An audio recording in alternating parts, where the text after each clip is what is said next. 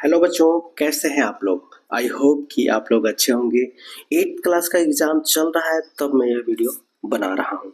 9th class के बच्चों, आपका तैयारी का आखिरी दिन है, तो आज इस वीडियो के माध्यम से आप सभी के लिए मोस्ट इम्पोर्टेंट क्वेश्चन लेकर आया हूँ। आप कुछ समय में इस वीडियो को देखकर तैयारी कंप्लीट कर सकते हैं। चलते हैं, वीडियो को शुरू करते हैं। देखिए, पहला प्रश्न जो है कहता है खरपतवार फसल के पौधे को प्रभावित करता है। भाई, खरपतवार जो होता है वो क्या करता है, फसल को प्रभावित करता है। तो कैसे प्रभावित करता है, ये जो है आप लोगों को समझना होगा। इसमें जो है आंसर क्या है आप देखेंगे।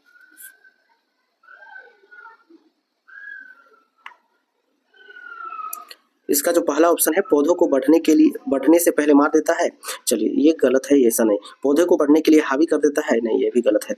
फसलों के विभिन्न संसाधनों के लिए प्रतिस्पर्धा करता है, बिल्कुल। यानी कि फसल के लिए जो विभिन्न संसाधन होते हैं उसके लिए प्रतिस्पर्धा करता है। मतलब कि दूसरा पौधा जब लग जाएगा कोई खेत में, तो जो फसल हम उगा रहे हैं उसको भी पोषक तत्व की जरूरत है और खरपतवार भी पोषक तत्व को ले लेगा, तो पोषक तत्व क्या होगा, कम पड़ जाएगा। इसलिए जो है ये प्रभावित करता है। सी ऑप्शन आपका सही है। चलिए, अगला जो प्रश्न है, अगला कहता है कि पोल्ट्री पक्षी की विदेशी नस्ल जिसमें अंडे देने की क्षमता अधिक होती है। तो अंडे देने की क्षमता अधिक किसकी होती है, तो व्हाइट लॉरकॉन, यानी कि व्हाइट लेरकॉन में। ठीक है। अब इसके बाद जो है अगला प्रश्न है, मधुमक्खी की निम्नलिखित प्रजातियों में से कौन सी एक इतावली प्रजाति है। तो भाई, इतावली प्रजाति कौन है, तो एपिस मेलिफेरा। कौन है, एपिस मेलिफेरा इसका सही आंसर है। अगला जो प्रश्न कहता है कि बारूद होता है, बारूद क्या होता है, तो बारूद जो है मिश्रण होता है। क्या होता है, मिश्रण होता है, याद रखिएगा। अब यहाँ पे देखिएगा, अगला जो प्रश्न कह रहा है, अगला कहता है कि विभिन्न विधियों से प्राप्त क्यूप्रिक ऑक्साइड के नमूने में कॉपर और ऑक्सीजन की प्रतिशत मात्राएं एक ही पाई गई है ना। तो इससे जिस नियम की पुष्टि होती है वह क्या है, तो इसका सही आंसर हो जाएगा स्थिर अनुपात का नियम। क्योंकि कोई भी पदार्थ बनता है तो निश्चित अनुपात में बनता है, ठीक है। और कहीं भी वो पदार्थ कहीं भी पाया जाए या कहीं भी बने तो स्थिर अनुपात में रहता है, मतलब अनुपात बदलता नहीं है। जैसे कार्बन डाइऑक्साइड की बात है, तो कार्बन डाइऑक्साइड में कार्बन 1 है और ऑक्सीजन 2 है ना, 1:2। तो कार्बन डाइऑक्साइड कहीं भी बनेगा, चाहे कोई माध्यम बनेगा, तो 1:2 के अनुपात में ही रहेगा। यानी इसलिए कहते हैं कि इसका अनुपात क्या होता है, स्थिर होता है। अगला प्रश्न कहता है कि प्रोटॉन का द्रव्यमान इलेक्ट्रॉन के द्रव्यमान से कितना गुना होता है। भाई, कहा जा रहा है कि प्रोटॉन का द्रव्यमान इलेक्ट्रॉन के द्रव्यमान से कितना गुना अधिक होता है। तो ये आंसर इसका हो जाएगा 2000 गुना। कितना होता है, 2000 गुना जो है होता है। अब इसके बाद अगला जो है, अगला कहता है कि दिए गए दूरी समय ग्राफ में चाल का मान क्या होगा। तो दूरी समय ग्राफ जो दिया हुआ है ना, उसमें आपको चाल का मान, तो आपको पता है कि चाल बराबर क्या होता है। अगर यहाँ हम बात करें तो चाल बराबर क्या होता है, तो चाल बराबर होता है दूरी गुना समय, होता है ना। दूरी कितना है, मान लीजिए फर्स्ट में 8 है और समय कितना है 1, यानी कि 8 एकम 8 आंसर। यानी इसका सही आंसर क्या हो जाएगा, 8 मीटर प्रति सेकेंड इसका आंसर हो जाएगा। एक समान वृत्तीय गति में क्या होता है, ऐसा कहा जा रहा है भाई। तो एक समान वृत्तीय गति में क्या होता है, तो चाल अचर और वेग चर होता है। चाल अचर होता है और वेग चर होता है, इसका सही आंसर। अगला जो है, निम्नलिखित में कौन सा युग्म गलत है। तो कौन सा युग्म गलत है, देखिए कहता है कि क्लोरोप्लास्ट कोशिका का रसोई घर। भाई, क्लोरोप्लास्ट को कोशिका का रसोई घर नहीं कहते हैं, तो ये पहले जो है आपका क्या हो जाएगा, सही आंसर हो जाएगा, गलत यही होगा। बाकी माइटोकॉन्ड्रिया कोशिका का पावर हाउस, ये सही है। लाइसोसोम स्रावी ग्रंथ कनिकाएं, नाभिक जो है कोशिका का मस्तिष्क होता है। ये तीनों सही है, बाकी आपका ये गलत है, इसीलिए पहला ऑप्शन सही है। अब इसके बाद जो है, पौधों के मूल रोम मिट्टी से जल को अवशोषित करते हैं। कौन सा इसका जो है आंसर होने वाला है, तो परासरण की वजह से। कैसे, परासरण की वजह से ऐसा होता है। पौधों में मूल रोम मिट्टी से जल को अवशोषित करते हैं परासरण के द्वारा। अब इसके बाद इनमें से कौन एंडोप्लाज्मिक रेटिकुलम से संबंधित नहीं है। इनमें से कौन कहा जा रहा है कि एंडोप्लाज्मिक रेटिकुलम से संबंधित नहीं है, तो इसका जो सही आंसर आपका होगा सी होगा। यह ऊर्जा उत्पादन तथा का स्थल हो सकता है, ठीक है ना, यह ऊर्जा उत्पादन का स्थल हो सकता है, इसका सही आंसर है। अगला जो है, परमाणु के नाभिक की खोज किसने किया था। तो परमाणु के नाभिक की खोज जो है रदरफोर्ड जो है किए थे, ठीक ना। जेम्स चैडविक आपको पता है, नील्स बोर, थॉमसन क्या किए थे, तो आपका ये प्रोटॉन का खोज किए थे, ठीक है। अगला जो प्रश्न आपका है, वैसे तत्व जिनकी परमाणु संख्या वैसे तत्व जिनकी परमाणु संख्या समान परंतु परमाणु द्रव्यमान अलग अलग होता है। तो भाई परमाणु संख्या जिसका अगर समान होता है तो उसको हम लोग समस्थानिक बोलते हैं। क्या बोलते हैं? समस्थानिक होता है। और जिसका परमाणु भार समान होता है उसको समभारिक बोलते हैं। नाम से ही पता चल रहा है, ठीक है। अगला प्रश्न कहता है कि कक्षा 3 में यानी कि एम सेल में अधिकतम कितने इलेक्ट्रॉन रह सकते हैं? तो आपको पता है कि कक्षा फर्स्ट वाला के होता है, के फिर एल फिर एम तब फिर एन होता है। तो फर्स्ट वाला में जो है 2 इलेक्ट्रॉन हो सकता है, सेकंड वाला में 8 इलेक्ट्रॉन और थर्ड वाला में 18 इलेक्ट्रॉन हो सकता है, और जो है चौथा में 32 इलेक्ट्रॉन अधिकतम इलेक्ट्रॉन रह सकता है। तो किसके बारे में पूछ रहा है? एम के बारे में, एम 18, यानी कि सी ऑप्शन इसका सही होगा। ओके, चलिए अगला प्रश्न कहता है कि यदि गति करने के लिए स्वतंत्र 1 केजी द्रव्यमान की किसी वस्तु पर 1 न्यूटन का बल लगाया जाए तो क्या होगा? इसका सही आंसर? इसका सही आंसर हो जाएगा 1 मीटर पर सेकेंड स्क्वायर होगा, ठीक है। त्वरण से गतिशील होगा, ठीक। अगला जो प्रश्न है कहता है कि जड़त्व का गुण, भाई जड़त्व का गुण के बारे में चर्चा कर रहा है। जड़त्व का गुण निम्नलिखित में से कौन होगा? किसी वस्तु में होता है ये जड़त्व का गुण?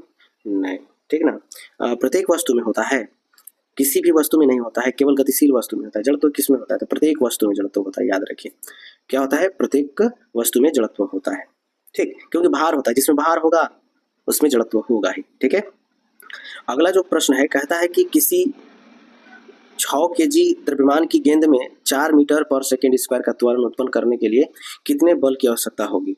ठीक है, तो इसका सही आंसर आपको जो है देखने को मिलेगा, ठीक है, 24 न्यूटन। क्योंकि आपको पता है कि यहाँ पर क्या होगा, न्यूटन अगर आपको पता करना है, ठीक है, द्रव्यमान दिया हुआ है तो 6 × हो जाएगा 4, ठीक है, यानी कि क्या हो जाता है? द्रव्यमान गुने त्वरण होता है, न्यूटन यानी द्रव्यमान गुने त्वरण, यानी 6 चौका 24 हो जाएगा, 24 न्यूटन इसका सही आंसर हो जाएगा, ठीक है। अगला प्रश्न कहता है कि जाइलम किससे बना होता है? भाई जाइलम किससे बना होता है ये पूछा जा रहा है। तो जाइलम जो होता है, देखिए ऑप्शन क्या कह रहा है, ऑप्शन में आप देखेंगे तो ऑप्शन में कह रहा है कि ट्रेकिड्स, ठीक है, ट्रेकिड्स है, वाहिकाएं, ये दोनों, इनमें से कोई नहीं।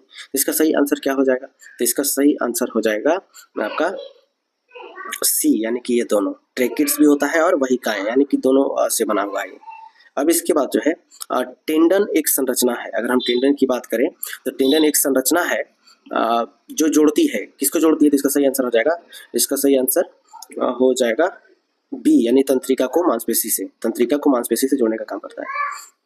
अगला जो प्रश्न है कहता है कि दुर्घटना का शिकार हुआ जिसमें हाथ की 2 लंबी हड्डियां उखड़ गई, ठीक है, निम्नलिखित में से कौन सा संभावित कारण हो सकता है? क्या टूटा होगा कि भाई हड्डियां जो है उखड़ गई, है ना। इसका सही आंसर क्या होगा? तो इसका सही आंसर होगा लिंगामेंट टूट जाने से ऐसा होता है, ठीक है ना, लिंगामेंट टूट जाने से ऐसा होता है।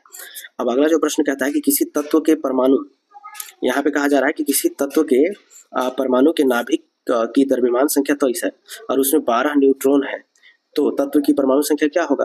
तो आपको पता है कि तत्वों का परमाणु संख्या ज्ञात करने के लिए Z बराबर क्या होता है? आपको पता है Z बराबर P + N होता है, ठीक है ना, Z बराबर नहीं A बराबर, यानी कि द्रव्यमान बराबर क्या होता है? यहाँ पे थोड़ा सा मिस्टेक हो गया, यहाँ पे बताते हैं। देखिए अगर हम बात करें कि परमाणु संख्या की बात करें तो परमाणु संख्या किसको कहते हैं? प्रोटॉन की संख्या को ही परमाणु संख्या कहते हैं, यानी कि P, ठीक है।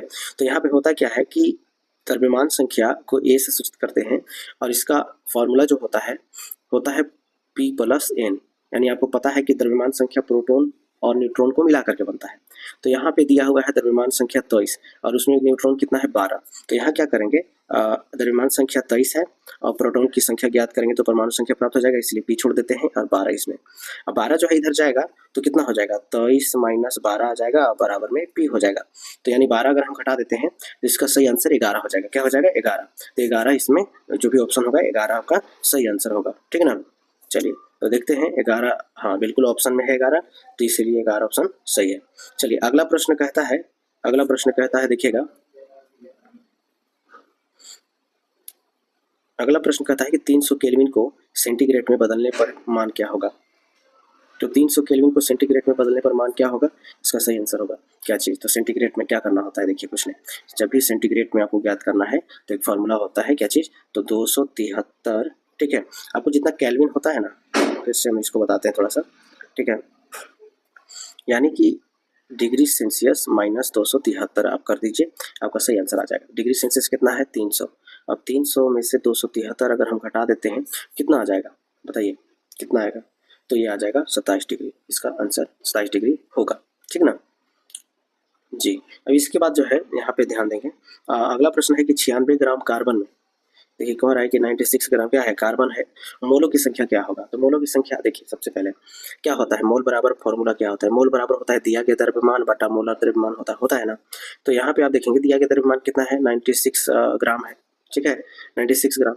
और कार्बन है, कार्बन में कार्बन जो होता है कार्बन का द्रव्यमान होता है 12, तो 12 बटा 12 हो गया, यानी कि 96 कटेगा आपका, तो कितना बार में कट जाएगा, 12 8 96, यानी कि 8 बार में कट गया 8, तो मोल कितना आ गया, टोटल 8 आपका आंसर हो गया, यानी कि सी ऑप्शन सही है, 8 मोल प्राप्त हो गया। अब इसके बाद अगला चलते हैं, अगला जो कहता है कि दो कणों के बीच गुरुत्वाकर्षण बल होता है, उनके बीच अगर बात किया जाए, उनके बीच की दूरी के बीच के क्या होता है यहाँ पे, तो मतलब सवाल क्या कर रहा है पहले इसको समझना जरूरी है। कहता है कि दो कणों के बीच गुरुत्वाकर्षण बल होता है, उनके बीच की दूरी के, भाई क्या होता है, समानुपाती होता है, वर्ग के समानुपाती होता है, वर्ग के व्युत्क्रमानुपाती कर्मानुपाती होता है, या फिर व्युत्क्रमानुपाती होता है।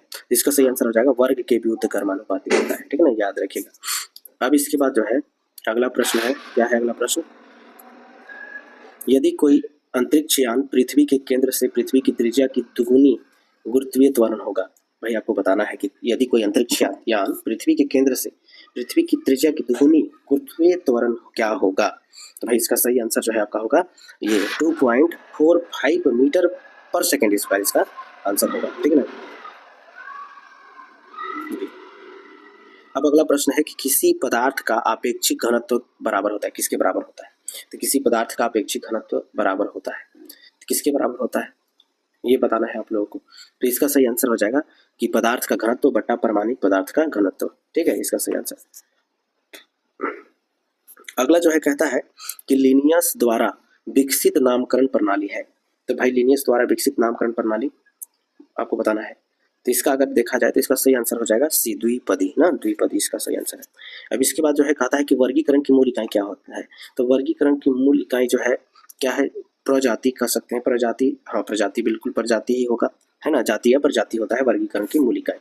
अब इसके बाद जो है अगला प्रश्न देखिएगा, एंजियोस्पर्म, अगर एंजियोस्पर्म की बात करें, एंजियोस्पर्म पौधों की विशेषता है, तो भाई क्या विशेषता है एंजियोस्पर्म पौधे का, अगर आपसे पूछा जाए तो ये इसका आंसर है फल में बंद बीज, यानी कि फल के अंदर ही जो है क्या होता है, बीज होता है, इसीलिए इसको एंजियोस्पर्म पौधा कहा जाता है, विशेषता यही होता है इसका। कैल्शियम हाइड्रोक्साइड का रासायनिक सूत्र क्या है, तो भाई कैल्शियम हाइड्रोक्साइड का रासायनिक सूत्र होता है ये वाला ना, CaOH का ऑल ट्वाइस, डी ऑप्शन इसका सही है। अगला जो है अगला कहता है कि अपने सिर पर 20 kg का बक्सा उठाए, कह रहा है कि भाई क्या है ना कि खुली है, ठीक है,